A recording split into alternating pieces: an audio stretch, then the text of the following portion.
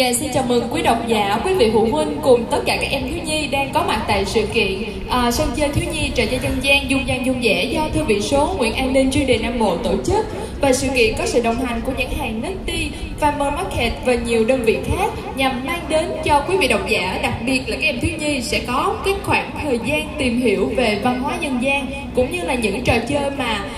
những cái thế hệ cha ông chúng ta, cha mẹ chúng ta đã trải qua và lớn lên trước thềm năm học mới thông qua việc tái hiện lại những trò chơi quen thuộc trước khi mà xuất hiện những cái thể thức game online. Và không chỉ là sân chơi dành cho trẻ em, sự kiện còn là dịp để người lớn tìm lại những ký ức tuổi thơ, cùng sống lại những khoảnh khắc hồn nhiên giản dị nhưng đậm đà giá trị nhân văn mà cha ông ta đã để lại. Và đặc biệt lần này thư viện còn chào đón sự xuất hiện của 4 chị em nhà dung dẻ như chúng ta có thể thấy trên backdrop ở đây ạ. Lần lượt sẽ là bạn Dung nhỏ, bạn Dẻ, bạn Văn và bạn Dung lớn sẽ đồng hành với chúng ta trong sự kiện ngày hôm 2 ngày 16 và 17 tháng 8.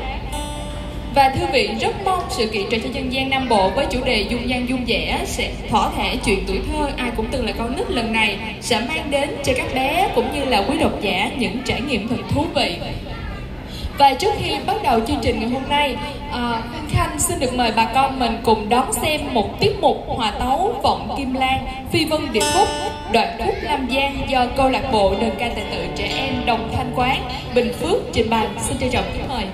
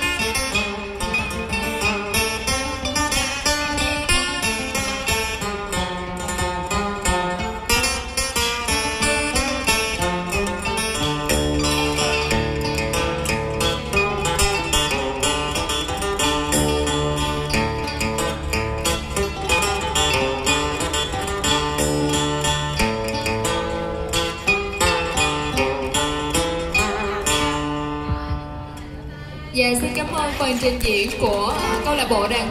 ca tài tử trẻ em Đồng Thanh Quán.